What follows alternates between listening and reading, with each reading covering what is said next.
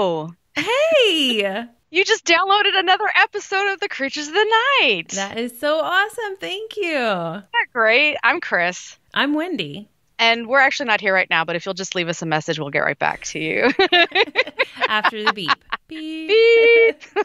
That was actually me cussing. That's Wendy's awesome editing skills right there. I'm so good at this. Man. So, Wendy already knows, but I got some sweet new waterproof boots. Yes. You need that shit. I do. Like nobody's business. Wendy was my inspiration for getting those sweet new boots after watching that sad little video of my stuck-ass self in the woods in St. Louis trying to figure out how I'm not going to get my suede boots soaked. Well, now, guys, it's on. Like Donkey Kong.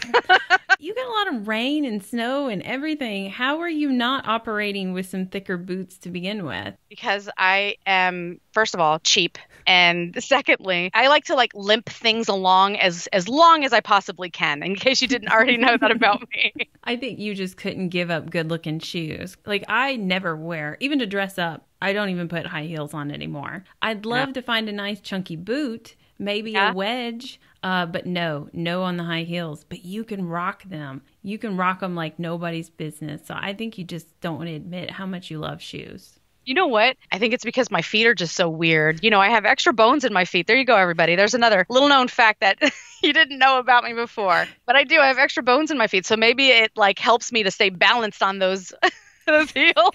It's the skill you got, like the trade-off, you know? You have those extra bones so that you can walk on anything. Yeah, I have bird's feet, I guess, so I can just or monkey toes. Amazing balance. Yeah. Just like a sloth.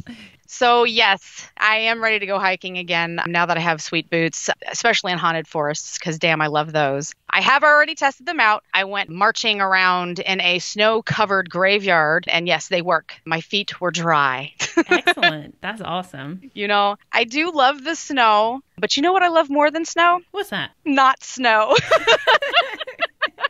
It's like one of those, oh, that's cute. Now go away.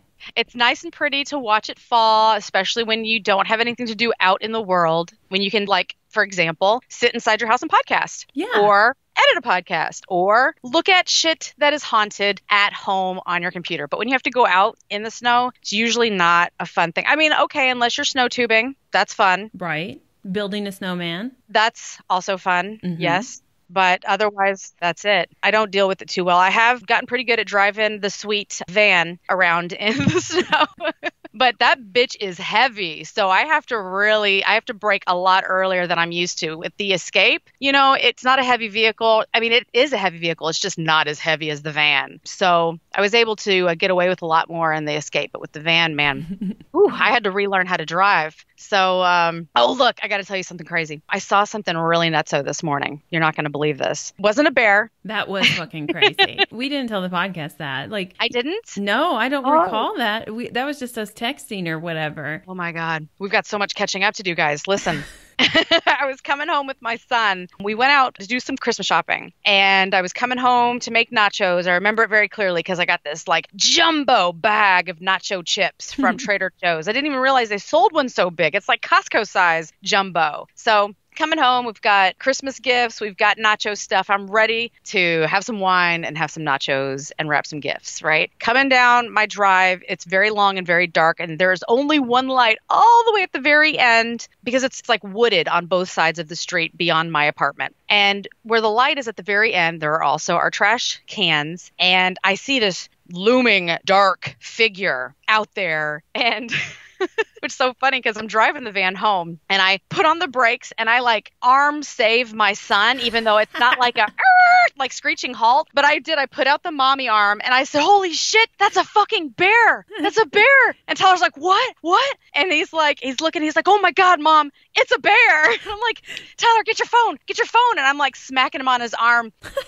Never mind saving him anymore. Right. Now you're abusing him. The whole time I'm inching up slowly. Very slowly. And this is where I live, I guess it would be a black bear, not like a polar bear or a grizzly bear. I think it would be a black bear. I've never seen one outside of the zoo. So this was just like, I gotta go and take pictures for Instagram, right? So I'm slowly creeping up in my van. And Tyler's like, oh my God, it's a bear. And I'm like, get your phone. And he's like, I can't. He was too flustered. Oh my gosh. Right. And then I realized, holy shit, I'm driving up to a bear. Yeah. Yeah, not a good idea. I don't think you've ever even told me the full story. We just texted, so I had no idea that you saw it and you were like, let's get closer. Yeah, I'm like, this is going to be insta gold.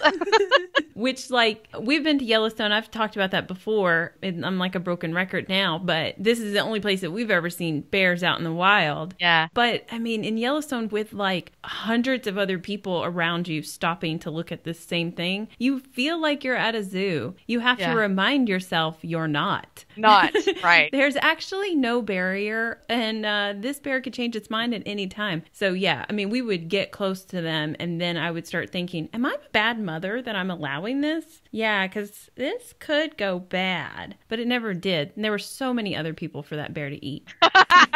Hopefully people that were a little closer than you guys were anyways, right? They'd have to get through those people first. Yeah. By that time, you'd be long gone anyways. Yeah, I can be a fast runner if I want to.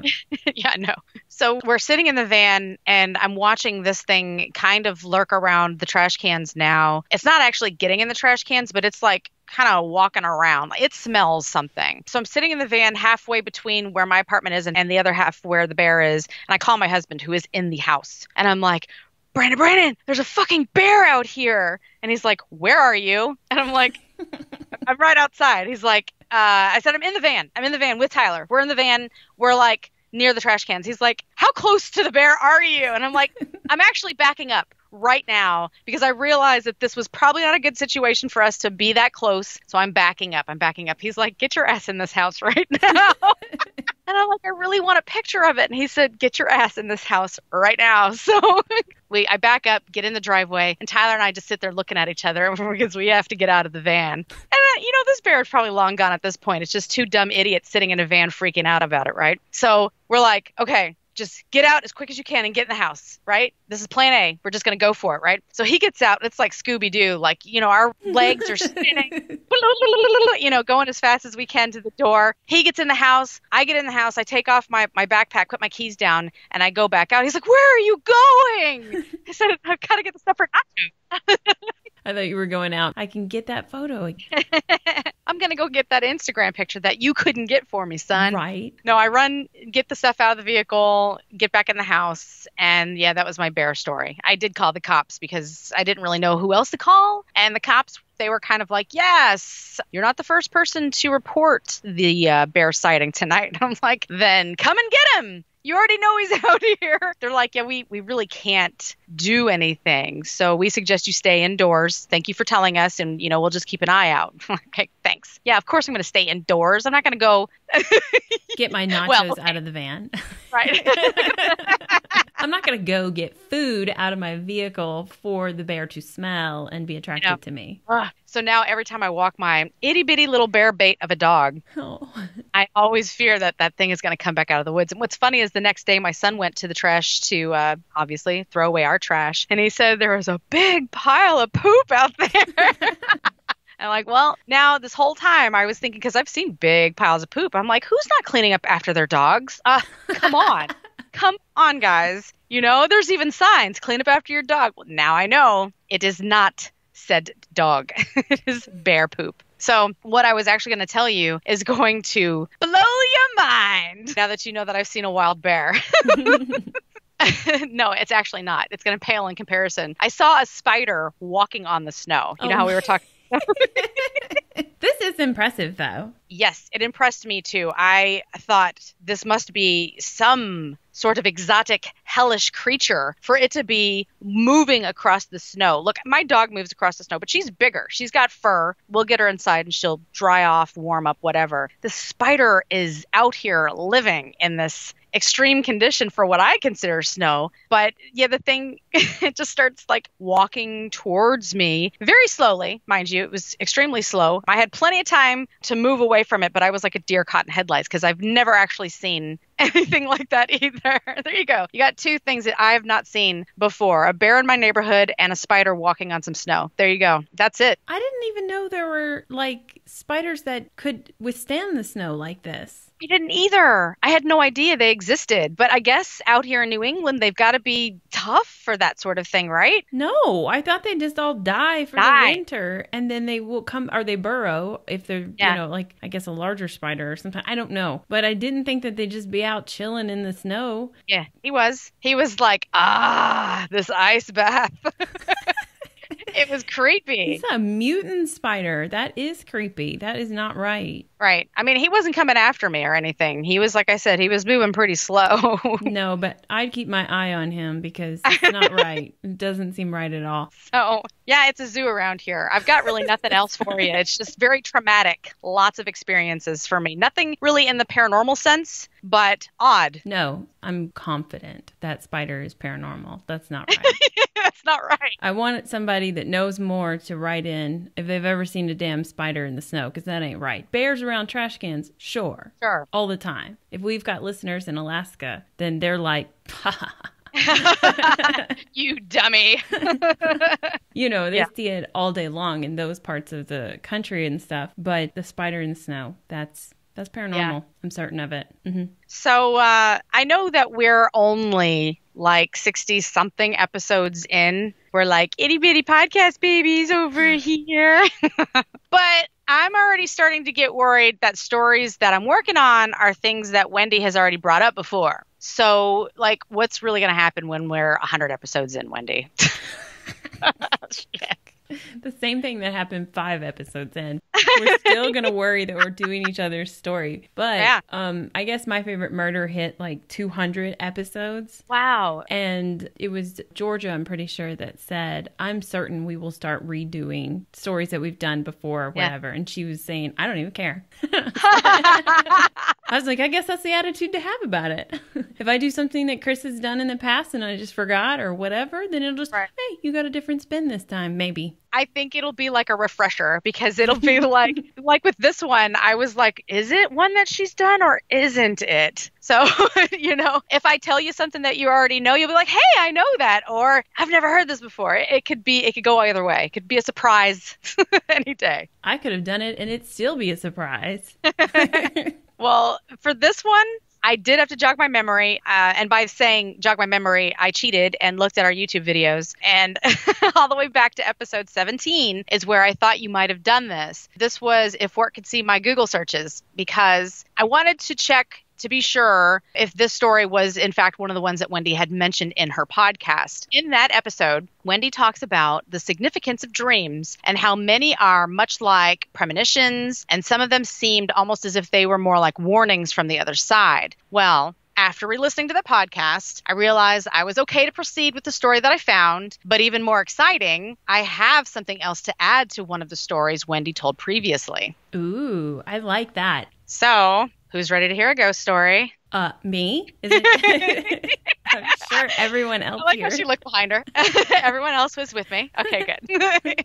Alrighty then, here goes. So back on December of 1972, Eastern Airlines TriStar jetliner, which was a Lockheed 1011, Flight 401, was on a regularly scheduled flight from John F. Kennedy International Airport in Queens, New York, to Miami International Airport in Miami, Florida. Until about 11:30, when the plane began its approach into Miami International Airport. After lowering the gear, First Officer Stockstill noticed that the landing gear indicator, a green light which identifies that the nose gear should properly lock in the down position, had not illuminated. This was later discovered to be due to a burned-out light bulb. The landing gear could have been manually lowered. However, the pilots decided to continue to cycle the landing gear. However, the light never lit up as it should have. Pilot Bob Loft, who was working the radio during this leg of the flight, told the tower that they would discontinue their approach to the airport and requested to enter a holding pattern.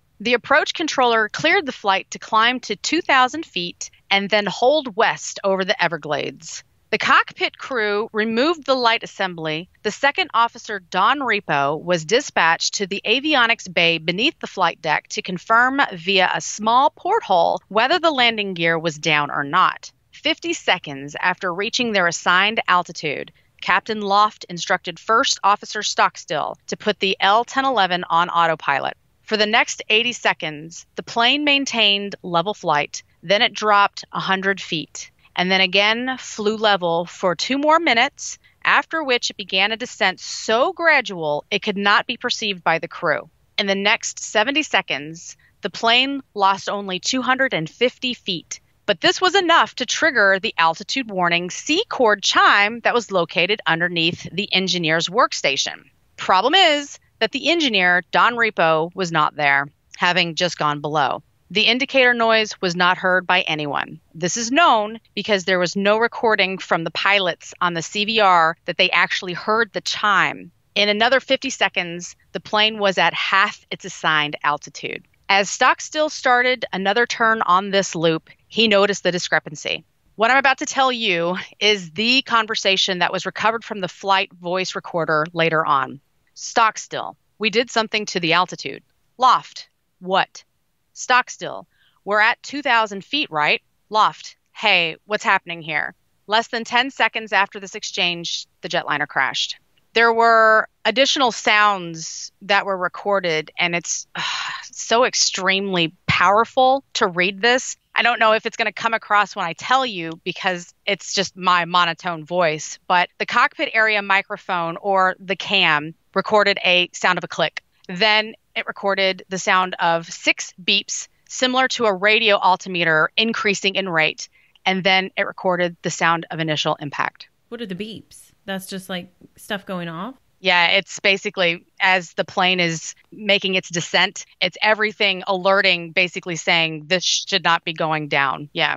So it's like, for people who've never been in that situation before and hope to God never will be, that's such an intense situation. And the fact that it was all recorded, it's just like, that's fucking crazy. And I am trying to, I'm just going to let you keep going. I just want you to know I am trying to follow you and figure out what you're saying, because I don't understand how we went from a light that wasn't working to now we're crashing. I'm waiting for you to say gremlins, but I don't want to give the surprise away. That's what it is. No. That's it. Oh, damn. Okay. It was a very bad mistake. It was very poor judgment. Basically, they thought that they were doing everything correct by putting the plane on autopilot while they fixed the landing gear light. They thought they had to look into this basically because either the light was malfunctioning or the landing gear was malfunctioning. Right. So they had to, do everything possible. And basically what happened is they put the plane on autopilot, but the autopilot malfunctioned and they weren't paying attention. The guy that should have been sitting there went down below cabin to check on the landing gear. Nobody was around. And the thing that's really weird is the plane it did its thing for a second. It dropped very gradually, so nobody even noticed. And then it dropped some more. So then when they finally go back down to look to see where they are and again, make the loop to go back around, that's when they noticed that some shit had gone down. And that's the recording that I had just told you about, basically, was them realizing that this is bad and it was too late. Yeah. Okay. I gotcha. Sorry. No, I still think it's gremlins, but that's fine. I mean, you think you have a logical explanation for it. I think that's a lot of shit happening all at once. So I love the gremlins idea. I was a huge fan of the Twilight Zone, the movie. Mm-hmm. And, what's his name? John Lithgow. Boom. Yeah. Did you ever see that one? Oh, it's a good one if you haven't seen it. It's old. It's like from the 70s, but he's on the plane and he sees the gremlin outside chewing on the wing. It's great. So back to this story. The plane was traveling at 227 miles per hour when it crashed into a Florida swamp. The captain on Flight 401, Bob Loft, died in the cockpit not long after impact. Second Officer Don Repo survived the crash, but died in the hospital a few days later. Altogether, 101 passengers and crew perished in the crash. And yet somehow, 75 people still survived. And at that time, it was considered to be the highest death toll of any single plane crash in the continental United States. How did they survive? Well, I didn't actually put this in the story. I did read it. It's not like they walked away without any wounds. Everyone had to pretty much go into the emergency room. Well, yeah. Once they got out of the swamp. That's what I'm talking about, the swamp. Yeah, right. The swamp. I know. after the plane went down, and everyone's fucked up. You know, there's people that are dead. There's body parts. It's grim. It wasn't a good situation. Basically, what I read was the people that had wounds, they said that from landing in the swamp, that it had kept them from bleeding out, but at the same time, it fucked them up too, because they got parasites and things from the swamp. Yeah.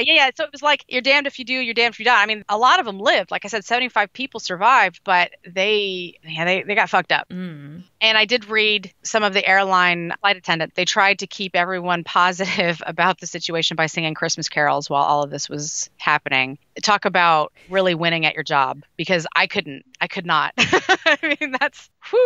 Man, flight attendants, it's not like I've ever experienced or anything, but I watched that one movie about the dude that landed the plane in the Hudson. Yeah, right. And you watch them, they're so like military movements, you know? Yeah. When the shit starts going down, they're the calmest people, and they have to keep a flight of, 200 plus people probably on this plane. Like, they have to keep them calm. They have to stay calm themselves. They're strong people. Very strong. I clearly not a job that I could handle, because this would have happened to me and I would have been going bananas. There was even a guy that was out there, I think, fishing or something, and he saw the plane go down, and he went out to rescue as many people as he could. Like I said, I didn't put all of this into my story, so I don't have his name. I'm sorry, guys. If you want to look him up, you'll have to look more into the story, but he got obviously some kind of like a big citizenship kind of award, like, best hero guy out there ever, something like that.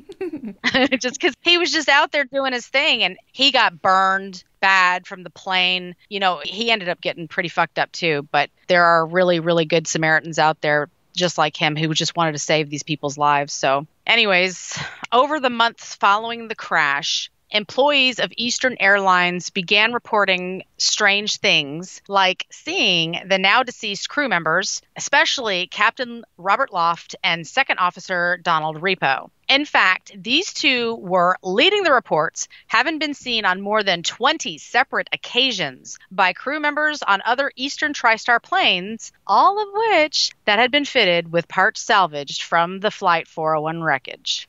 Oh. Yeah. Yep, they did. They did it. The apparitions of Loft and Repo were invariably described as being extremely lifelike, and not only were their ghosts being reported by people that had known them, but also were subsequently identified from photographs by the people who had not known either one of them. Sightings of the spirits of Repo and Loft spread throughout Eastern Airlines to the point where Eastern's management began warning its employees that they would face dismissal if caught spreading stories of the ghosts.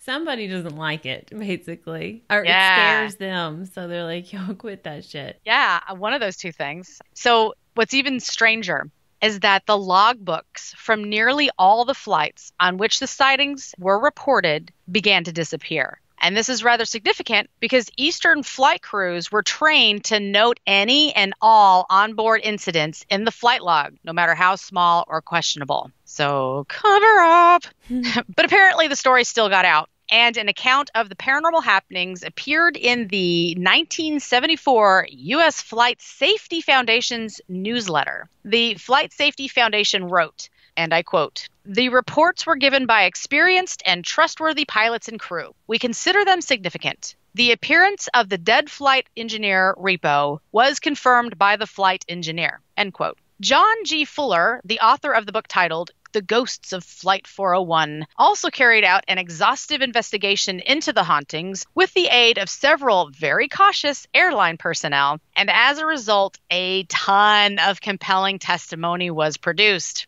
Although Eastern Airlines refused to discuss the matter, the numerous individuals claiming to have encountered the ghosts from Flight 401 were all found to be extremely persuasive. Again, said to have been the type of people coming from highly responsible positions. These would have been like pilots, flight officers, and even a vice president of Eastern Airlines. Why are they denying it? And then, like we said this before, you're always a skeptic till it happens to you. So, that vice president probably could have even been on board with, no, we need to stop this silliness. You're totally right. And then it happened to him, and he's like, that fucking shit is real. We have to tell people. But I don't understand why the airline's so against it. They probably want to, forget about the accident. So this is what's going to keep constantly bringing it up. I would assume that that's their deal there. there. I think that is why also, especially since they used salvage parts to fit other 1011s, they wanted to keep all of that on the down low because they didn't want anybody talking about it, remembering, let's just sweep it under the rug and just go about our day. Yeah. So this keeps it alive, keeps it active. It keeps coming up and they don't want to discuss it. So yeah, I think that's really why they're just like, X-nay on the ghost A. So many people felt that Loft and Repo devoted their afterlives to watching over the passengers and crew of the Lockheed passenger planes that were all fitted with salvaged parts. As such, these are the detailed accounts and stories that had been documented, giving mention to the ghostly appearances of Repo and Loft. A flight's captain and 2 flight attendants claim that they saw and talked to Loft before takeoff, and then watched him vanish into thin air. This experience apparently left them so shaken that they canceled the flight. Oh. One female passenger made a concerned inquiry to a flight attendant regarding the quiet, unresponsive man in Eastern Airlines uniform sitting in the seat next to her, who subsequently disappeared in full view of both of them and several other passengers, leaving the women hysterical. I love that they were complaining about him at first, too. Who's this creepo that works for you? I keep trying to ask him to give me the armrest, and he's ignoring me. Rude. And then they look, and they're like, what the fuck? And he just like disappears. Yeah, no, I think you're right. That's so funny. She's like, dude, won't say anything to me. Oh, my God, where did he go? When later shown a sheet of photos depicting Eastern flight engineers, she identified Repo as the officer that she had been sitting next to. Another incident occurred when one of the L-1011 passenger planes, obviously fitted with salvaged parts, was due for takeoff. The flight engineer was midway through carrying out the routine pre-flight inspection when Repo appeared to him and said, "You don't need to worry about the pre-flight. I've already done it." No offense, but we should probably do this again. So funny. You took the words right out of my mouth. I'd quit. And thanks, sir. Take your ghost ass out of here. Quit playing around. I got a job to do. We're not going to be ghosting together. I'm going to check this plane out. Yeah, he's so serious, too, when he appears, and he's like, don't worry, guys, I've got it. No, you don't. Sit down. Go scare some ladies in the aisle seat. Right. Go creep them out. So the ghosts of Loft and Repo were never witnessed together on the same flights, though both ghosts took a very hands-on role when they appeared. Aside from Repo's appearance to a pre-flight engineer who seemed to have been assisting, there is testimony from a flight attendant who observed a man in flight engineer's uniform, which of course she later recognized as Repo. He, not really sure because their names were excluded, probably so they wouldn't lose their jobs. But the airline attendant exclaimed that he had fixed the galley oven. Like, it's super exciting. The insistence of the plane's own flight engineer that he didn't fix a damn oven and that there had not been any other engineer on board supported the claims made. Hey, that's really helpful. That is true. If he's actually fixing stuff and he's telling you that he's fixing it, okay, cool. Ovens are straight. That's good. Thank you. Yeah. I mean, like, we're going to do the pre-check flight thing. Yes. We're not going to skip that. But yeah, if he could fix some of these little odd jobs around here, that'd be great. Yeah. That's cool. That's very helpful. On another occasion, and oh my God, this time I have a name. I wonder if she was just like, fuck it, I'm quitting anyways.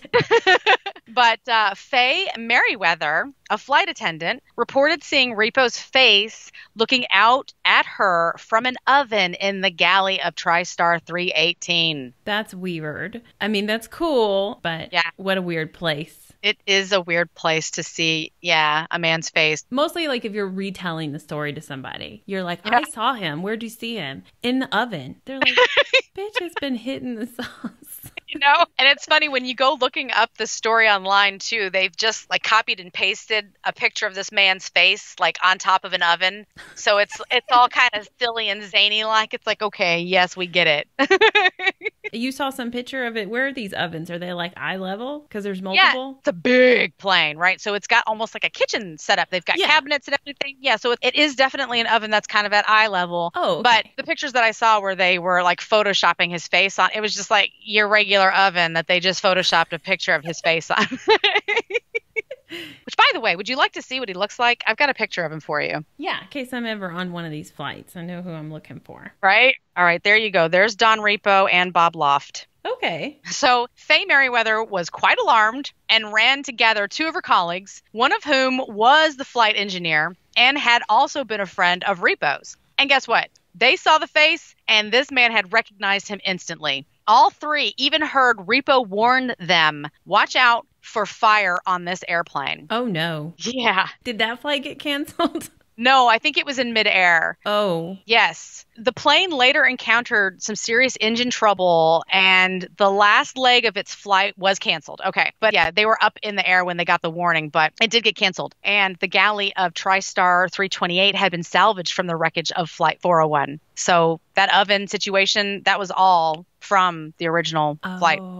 Yeah. The sightings were all reported to the Flight Safety Foundation, and later, records of the Federal Aviation Agency recorded the fire, which broke out on the same aircraft. So there was a fire. Isn't that crazy? Yes. You know some shit. Listen to him. I guess maybe we don't have to do that pre-check. He handled it. Right? During a flight from Atlanta to Miami on board, this one is N318EA, the flight deck crew, they were eating, and they cruised at 39,000 feet. Suddenly, there was a loud knocking coming from what is called hellhole. Wait. It's the cockpit, but that's how they refer to it. That's a dumb nickname. Yeah. So by now, the ghost stories were pretty well known, so the crew was reluctant to investigate the noise. But the knocking continued, so somebody had to go. As the flight engineer opened the hatch, he was stunned to see the face of Repo staring back at him. Of course, it was only made even more terrifying for him, as this was where the engineer would have been when Flight 401 crashed in the cockpit. So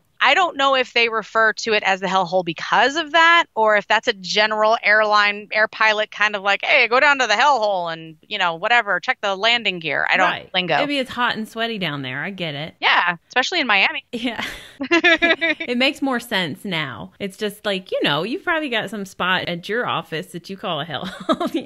Like the whole thing. That's the whole thing. It's a work nickname. Right, yeah. So, and I've got one more incident to tell you about. Repo had appeared to a captain and told him, there will never be another crash on L1011. We will not let it happen. Well, I like their afterlife mission. That's positive. Very positive. Yeah. Yes. Just like you said earlier with the flight attendants, how they were just like military almost. They just won't let bad stuff, kill their spirit. They're going to go 90-0 to make sure everything is correct. So unfortunately, further research into the well-witnessed paranormal incidents were severely hampered by the airline company, which firmly refused to cooperate with any paranormal investigations. Fucking lame asses. And while Eastern Airlines publicly denied that their planes were haunted, they did go to great lengths to remove all the salvage parts from their L1011 fleet. Oh, they took them back out. They did, yeah.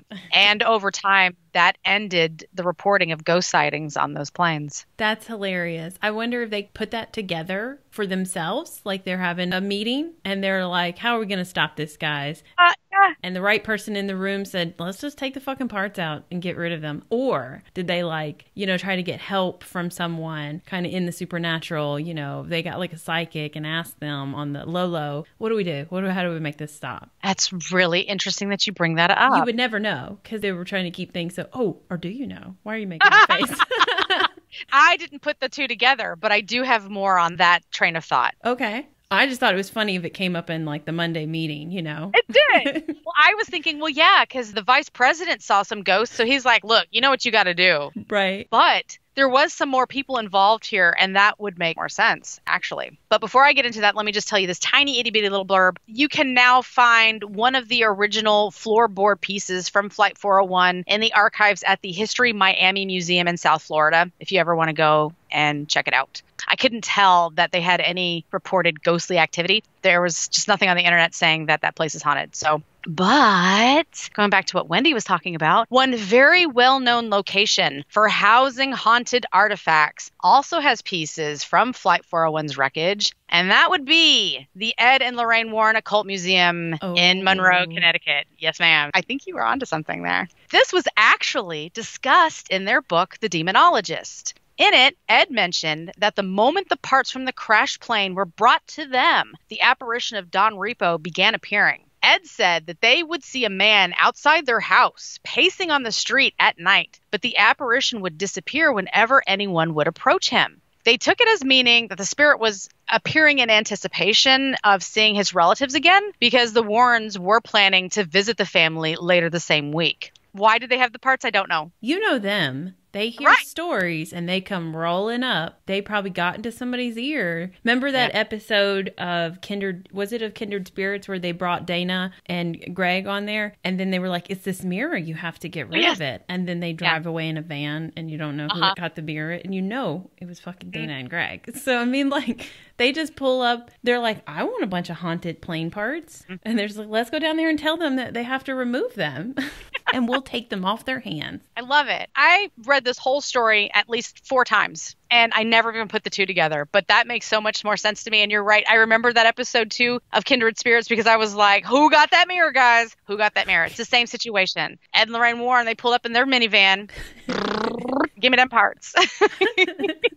So Repo's appearance being mentioned in the Demonologist was very brief, and it only detailed just that much, what I gave you. So those sightings could have just stopped after their visit with the family, or it's possible that his spirit is still tied to the objects that are inside the occult museum. It's really difficult to say since they have not reopened the museum yet, but maybe one day we'll go.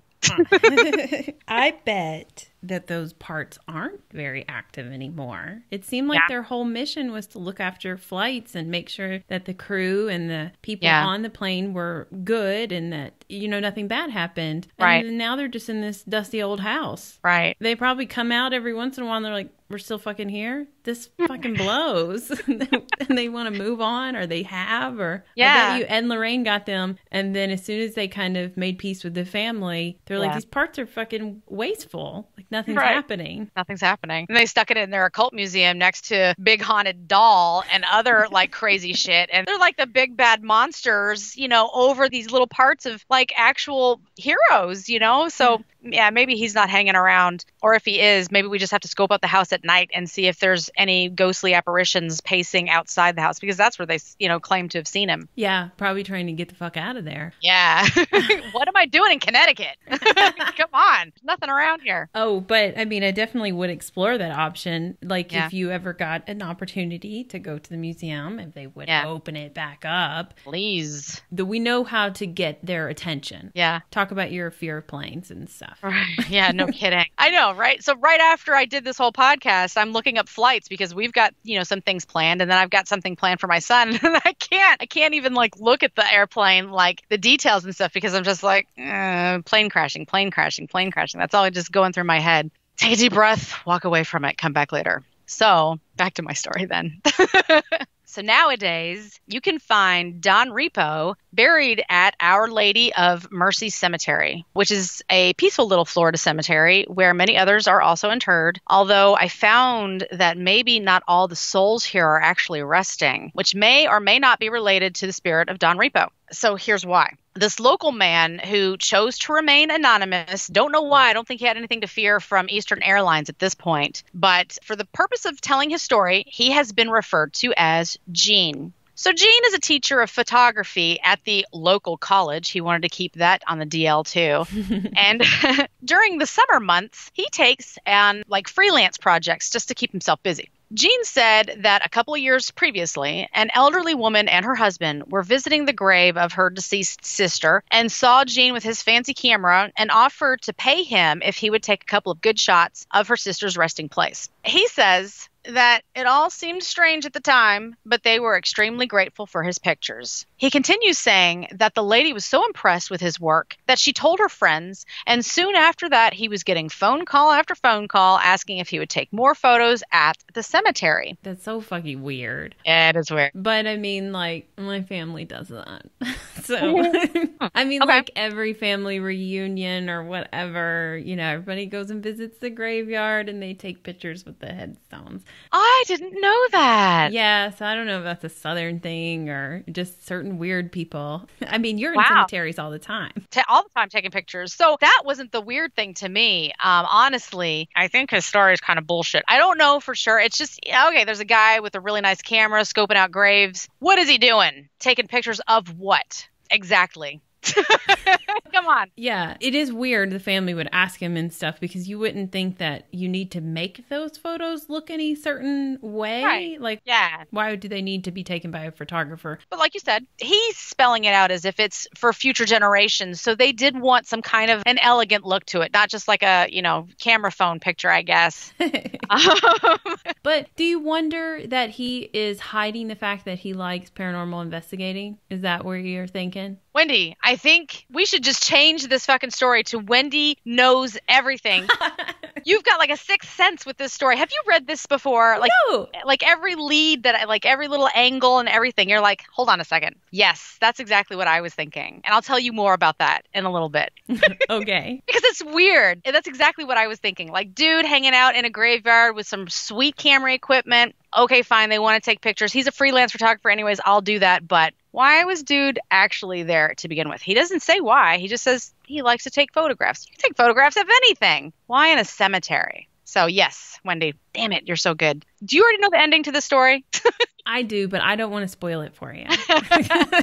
It's so funny. You said it, I think. You implied it, and I just caught on. Or maybe I was just thinking of how you like to hang out in cemeteries, but you don't tell your work people that. So he's probably like all embarrassed and everything. Yeah, that's very possible. And now I see that because that's me, for sure. There's only like 2 people at work that I tell them about my graveyard adventures. And I get the eye roll from them. They're like, oh yeah, of course, duh. Why did we think you would go to the beach or something? Okay, so let me get back to Gene. Oh yeah, and he's getting phone call after phone call about the taking more pictures at the cemetery. So Gene says that he thought that this was all kind of morbid. Those are his words, not mine. That's his self-guilt. Right? He secretly loves it. Does. But his clients wanted the photos for future generations, so he agrees. And for 2 summers, everything is going great. But then in September 2019, he says he had an experience that was quite different. That's right, guys. It was just a few months ago. Just last year. The sun was setting, and it was the perfect lighting for a couple of really beautiful shots. Using his SLR camera, he looked through the viewfinder and thought he saw something dark move just in the corner of his lens. He glanced up, but didn't see anything out of the ordinary. So he brought the camera back up to his face, and the same thing happened. He said that it was like something dark was just looming out from the corner, like just out of reach. You know, like if he could just move his head fast enough, he would be able to see it. And that's what he did. He jerked his head to try and get a better look at whatever it was, but it just disappeared. He even called out to whoever might be there and walked around to see if they had maybe, you know, hidden behind a tree and was waiting to jump out at him. I mean, we've got friends like that. No. We do not call them friends if they're doing that. But he couldn't find anyone and said that he seemed to be all alone. He looked all over, saying that he had to ignore the goosebumps that had formed on his arms. As he turned to face a headstone, that's when he felt like the same dark shadow had come up right behind him. He said that it sounded like someone sighed directly behind him, and he could feel their breath directly on the back of his neck. Nope. So funny. Gene now says that he still offers to photograph graves for people in the cemetery. However, now he insists that his clients come along to choose what kind of shots they want because he prefers to not be there alone. Well, this is where Gene's story gets a little gray for me. When I found the story of Gene, the photographer, I also found a picture. The picture doesn't credit any one photographer. Actually, it credits a site called ghoststudy.com. Gene's website? And when you go to ghoststudy.com, there is a picture of a rather dashing gentleman who is a photographer, clearly, but he also appears to be an avid cryptid and paranormal enthusiast. Man, Gene, just let it out. Let your freak flag fly, man. I mean, it's easy. Once you let go, everything is just better. It's just better. Have a podcast. Tell them all about the things that you've seen, the breathing. We want to hear it from your mouth. Yeah. But now, seriously, since I cannot confirm that the two men are indeed the same, and his name was clearly changed for the story, I can't go on to say that I found the identity of our elusive graveyard photographer. However, I do have a strange picture, which was taken at Our Lady of Mercy, which is what drove me down this rabbit hole to begin with. And Wendy, it's on its way to you right now. I'm excitedly waiting. You can hear it. My phone going nuts. I chose my vibration, and it's symphony, so it goes dun dun dun, but in vibration. This thing. Right. It would be really small, like a gremlin. Like a gremlin. Oh my God, that's what it is. It's funny because it totally looks like it has like a human-ish figure. It looks like it has arms, and you would assume it's in like walking motion, so the legs are kind of like in front of each other, or it's missing a leg, I'm not sure. But looking at the headstone behind it, it shows you that it's super small. So is it like coming up from the ground and it's not fully formed yet or something? Or is it a gremlin? It's a gremlin, obviously.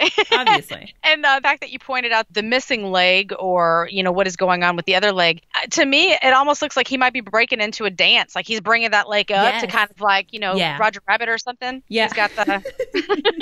It's my favorite move. It does look like it's kicking, or that leg is not formed properly. Right. Okay, so what we're looking at is it's a graveyard in a grainy black and white video, I would say, or night vision, but with the black color, not the green. And it's a little figure that's right on the other side of one of those flat headstones that are on the ground. But it's tiny. It's just almost the size of a headstone, maybe like 6 inches shorter. Yeah, because there's a flag right next to the headstone too. And I don't know necessarily if that is one of the headstones that would be flat on the ground, or if it's a stone that has been like toppled over, with time. Oh, yeah. Yeah, I can't tell. But it looks like it has shape to its head, and it's got shoulders, and it's got legs, and the head is kind of odd shaped, and it almost looks like it's got eye sockets, but it's a little deformed. It is very black compared to the rest of the stuff around it. That's how you can make out the figure, is that it's just dark and black. Yeah. I mean, the head is almost, I don't know. When I was looking at ghoststudy.com, they said to them that it looked very alien-like. Yeah, because the head is weird shaped like that, is what I would think. It makes me think of a movie from the 80s, 1983, actually. Hang on, I'm looking for the picture of the monster so I can send that to you. It's very specific that you pulled out the exact year. Oh my gosh, yes. This is because this is one of my favorite movies when I was a kid. Guys, don't hate on me because I'm an epic nerd, and I'm talking about Krull being one of my favorite movies. Hey, I also really liked the Ewoks movies, so there's that. All right, Wendy, ready yourself for this. It's kind of creepy. Just so you know. You feel like you have to give me a warning now. I didn't know she was so sensitive. Judging by the head shape. I think that might be the monster from Krull. But a tiny version of it, right? Yeah, very tiny version of it. Yep. Yeah, well, I can see that. It looks like Swamp Thing? Yeah, that does. Yeah, that's what that creature looks like. That's the Krull Warrior King, ladies and gentlemen. If you have not seen the movie, don't bother. It's from the 80s. What? Some of those are classically delicious. They're just so entertaining. This one definitely is entertaining. But okay, so I don't know, going back to the picture, whose grave that is in the shadow. As for Don Repo, he's actually in a mausoleum, so it's definitely not his. But we do know that he was a pretty active spirit before, and in Gene's story, it sounds like he just appeared behind him and Gene got spooked and the ghost just disappeared, which kind of fit with Repo's ghostly, profile. Either way, Don Repo or not, there is a cemetery in Miami with an interesting tie-in that seems to have some paranormal activity going on. So I also looked into the pilots Bob Loft and Albert Stockstill. Bob Loft was cremated and his ashes were turned over to his family, while Albert Stockstill was buried in the First United Methodist Church Cemetery, which is in Louisiana. And let's face it, folks, Everything in Louisiana is haunted. Yeah. So he's there. He's there amongst friends. Probably partying, having a good time. Yeah. So I had to tell you the story. Not only are there so many sightings from so many different people, but the fact that the airlines tried so hard to keep it all in down low. Shame on you. There is a very strong possibility that there would have been even more stories to share had Eastern Airlines not gone through great lengths to cover it all up. Well, today, Eastern Airlines no longer exists. And imagine, had they been more open with their paranormal stories, how many of us would have been flying with them? I know, right? You fucked up. So officially, it was dissolved in 1991 due to strikes, weakened airline structure, high fuel prices, the inability to compete after deregulation, and other financial problems. They ended up filing for bankruptcy in 1989, and in January of 1991, they closed up shop. So the airline is gone. And for those of us that feel that the paranormal is worth spending the time and energy to explore, investigate, and understand, unfortunately for this case, it will remain a mystery. Or will it? So after a few buyouts, today Eastern Airlines is actually now American Airlines. No way! Mm-hmm. And while I wasn't able to confirm that any of the L-1011s are still active, probably not, or if any of the salvaged parts from Flight 401 are still in other active airlines, I came full circle when, lo and behold, Wendy's story was now staring me smack in my face. Because going back to episode 17, like I mentioned, about an hour or so ago, she did a story on American Airlines Flight 191, which had crashed, and also came to be known as one of the most horrifying disasters in Chicago history when all 271 passengers and crew on board died. While Wendy's story was of how one man predicted the disaster due to the reoccurring nightmares, ladies and gentlemen of the podcast, I've got more ghosts. If you haven't yet revisited her story from many moons ago, I think you should, because I'm not about to tell you the whole story.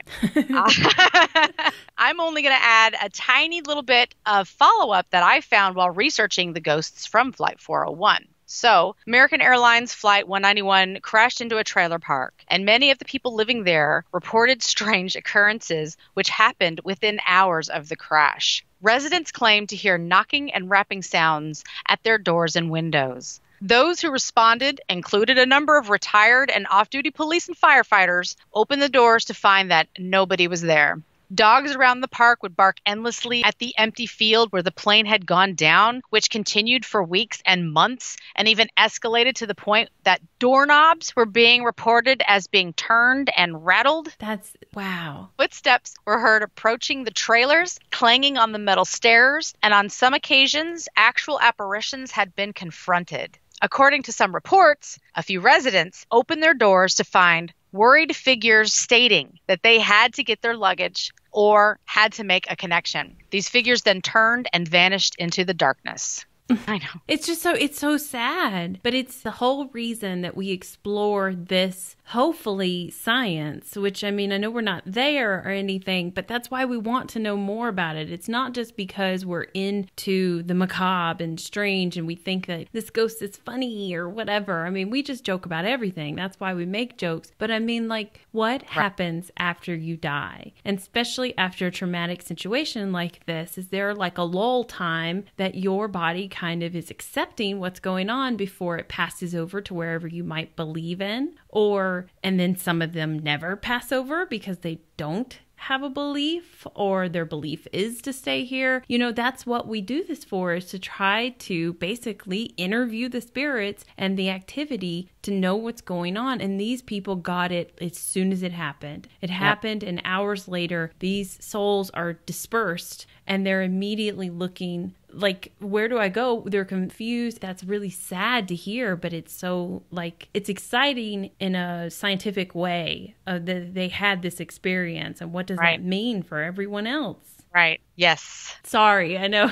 No, it's, again, you're so on point with this one. And I don't know if I actually stacked this podcast so well that, like, I'm feeding you with it or you're just getting it. And that's exactly, like, the emotions that were pouring out of me while I was reading this are the exact same. It's intense. This is life-shattering stuff here. And it goes to that scientific level. Like, there are police officers, there are firefighters. I mean, we're not just, look, I'm in customer service and I explore the ghosts. They would look at me and be like, yeah, she's a nut job. We can't listen to her. But obviously they do have some people they're talking about, people that are in the community that are helping the community. So they feel like they're, more reliable sources than old nut job Chris. But well, they're usually people that are kind of, I wouldn't say numb, but they've built up a tolerance. Is that maybe the right word to use? They're very practical people. Yeah, police officers, firefighters, these first responders, they see this stuff all the time. So, I mean, like, something like this happened, you would think they would have seen it by now. And right. So they're trusted sources and not like us. But it's right, exactly. But it's great to have these trusted, credible sources that are there saying, look, man, I was just in my home and the doorknob started turning. I saw it with my own eyes. I went to see who the hell's outside and there's nobody there. Like, it's great to have that much of eyewitness accounts to back up the paranormal because, and in this day and age, there's shows on TV. Everyone's trying to cash in on this. It's a gig, right? So this is a situation that was untimely. There were so many deaths involved, and then strange things started happening to normal, everyday people. Like, they were kind of forced into the situation, and I'm sure they are now believers if they weren't before. So it's, not a good thing, but it's enlightening, I think, for many people, and also relieving for me to know that there are these situations that happen because it's just like those stories that you're told as a child. You hear them all the time. You get someone who dies unexpectedly, and they're like forced into this lost world, kind of wandering around like, what do we do? And that's sad. Nobody wants a loved one to just be out there lost. Yeah. It's a sad realization that they were just, smacked into this reality and they're deceased. Do they realize it? It doesn't seem like. No, I would imagine there's this moment of confusion and everything where it takes them a minute to get a grasp on it. Mm-hmm. And you don't know how long that minute is for them. Right, exactly. So the tragedy and the strange events that followed caused many of the residents to move out of the park. But when the new arrivals took their place, they too began to report weird things happening. One of those sightings was described as a man. He was out walking his dog one night near where the area of Flight 191 went down. He was approached by a young man who explained that he needed to make an emergency phone call. The man was said to reek of gasoline and also appeared to be smoldering. Ooh. And at first, the guy with his dog just assumed that maybe the man had been out running because it was kind of a chilly night. So maybe the steam was, how your brain is trying to put logic into all of this shit. Right. So he turned around to kind of point out the closest phone for the man. And as soon as he turned back, the man had completely vanished. He was gone. So now American Airlines was not affiliated with Eastern Airlines at the time Flight 191 went down. It was just more of a full circle for me to find that, in fact, these two airlines did have some connection now when all I wanted to do was be sure that I wasn't even covering Wendy's story from a year ago. It was a year ago. No lie. That episode was from January 2019. Oh, really? Oh, my God. Yes. That's crazy. Isn't that crazy? Oh, man. So, look, guys, I'm obsessed with the paranormal and synchronicities, and I can easily go on and on forever if not cut off. But before this podcast becomes a made-for-TV Lifetime special, I guess I have to say that's it. That's all I got for you. I fucking love that. That's, again, odd and horrible to say, but it is, right? But I love the fact that you were so like in tune with my story. Like I'm like, oh my God, she's not telling me that she's like read every word of the story, but she's read every word of my story. No, this is crazy. That just shows you, like, that's why we're so close. That's why we're best friends. We think alike, and not on every single damn thing. It's not like we're twins or anything like that. But I mean, when it comes to the paranormal, the way that we connected from the very beginning is because we saw it the same way. We had the same reasonings kind of to be involved in it. So I think I would just answer things the same way as you sometimes, most of the time, if I'm on my A game, if I've had my coffee, which I have. But no, that was insane. That whole story is just crazy. And I just never imagined that, we just had an episode not too long ago about the haunted train and stuff. I just never thought you would find a fucking plane haunted. That is not what you want. No, and you know what else? I was talking to my husband about, I got to find some stories. I don't know what to do next. I've done this, I've done that. And, this is what Wendy's done. And he says, what about a haunted plane? And I'm like, that's so funny. That doesn't exist. Boom! Haunted plane? What? He gave me the idea. That's wild. It was wild. So I only started exploring it when he gave me the idea because I thought for sure I was going to Google search this and it was going to come up with, I don't know, like snakes on a plane or I don't know, something goofy. You know, it wasn't going to come up with anything at all. But damn, there were tons of pages. You know how you talk about how you go 1, 2, 3, 4, 5 pages in? This is like 15, 16 pages deep and it's still talking about Ghosts of Flight 401. Everyone has been talking about this. That I could not believe that this was the first time I'd even heard of this. Where was this on Unsolved Mysteries? I don't know. They never even talked about it. There were some TV shows that did, and one of the dudes that was in Fleetwood Mac wrote a song about it too. What? Yeah, he did. Well, what was his name? His name was Bob Welch. He probably took one of those fucking flights. They weren't going to stop him from talking about it. That's crazy, though. I just never thought about a plane being haunted because I guess when you think about them crashing, you don't think about them reusing them. But that shit ain't cheap. So, yeah, of course, they're going to salvage it down. But, yeah, they salvage the parts, and that's what caused the haunting. It's crazy. And then Ed and Lorraine, how do you not know about this? You should be ashamed of yourself. I know. They come flying in. They're like the experts, and they're like, we'll take that. We'll take that. Zoop. That's mine. I'll take that. That's the funny thing when I was researching this, and I'm like, you've got to be shitting me. Ed and Lorraine had a piece of this too. How did I not know? Oh, wait, it's in the book that I own and I read. How did I miss that part? Where was I during that? I went and reread it. Sure enough. Yep. It was in there. Well, if it's a small part and all he's saying is we brought it home and the dude was standing in our front lawn, you know, it's not the enticing story like what Eastern Airlines was trying to hide. Yeah. And then that you brought it back to the American Airlines flight. I love that. You know, my whole thought process with that podcast wasn't going to that kind of place, but to find out that they were having this kind of haunting afterwards. Isn't that insane? Insane. And so that was the thing too. Like I said, I started out going back to the podcast to just make sure that you weren't talking about this flight. And American Airlines, Chicago. Oh yeah, I remember all of this now. That's not the one. So then when I'm researching Eastern Airlines and I saw that they had dissolved, and I'm like, well, what happened with all them planes? Click, next link. Somebody in Texas bought them out. Click, next link. Somebody else decided to resell that shit. Click, American Airlines now owns all them. I'm like, bam! I can't believe this is happening to me. That's why their flights are so cheap. They put right? a bunch of old planes. No shit. And those were the flights that I was looking at today, too. Oh, my God. All the time. I'm not talking bad about American Airlines. Nope. I'm on there all the time. It's the way to go. But it's funny, too, because back on episode 17, we were talking about JetBlue because we love their free TV. I do. I really do. But American Airlines has an app that you can put on your phone. So if they don't have the TVs in the chair, then you can just put it on your phone and whatnot. That's what I'll do anyways. I like my phone screen. Right. And I'll be watching like dirty shit half the time. You know, it's best I have it on my phone so I can kind of hide away. Oh, I was just going to say, so guys, find Wendy and just sort of like creep around her. I'll be so embarrassed. When I say dirty shit, I mean, you know what I'm talking about. Yeah. Hopefully you've heard this podcast before. I'm not watching porn on an airline. So if you catch Wendy on a plane, or you'll be so excited to sit next to me. She's got the good TV. Outlander together.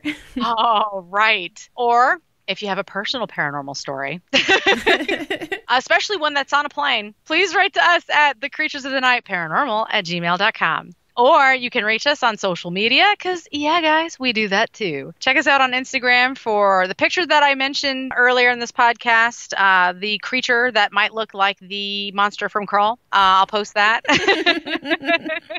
And whatever else random thing that I find that might relate to the paranormal. That'll be on Instagram, COTN_paranormal. And on Facebook and Twitter, just COTN Paranormal. And if you are looking for some ideas on how to commune with the spirits on a plane or off a plane, stop by our spiritual shop. We are on Etsy under the Spirit Emporium or on the World Wide Web under Creatures of the Night Paranormal.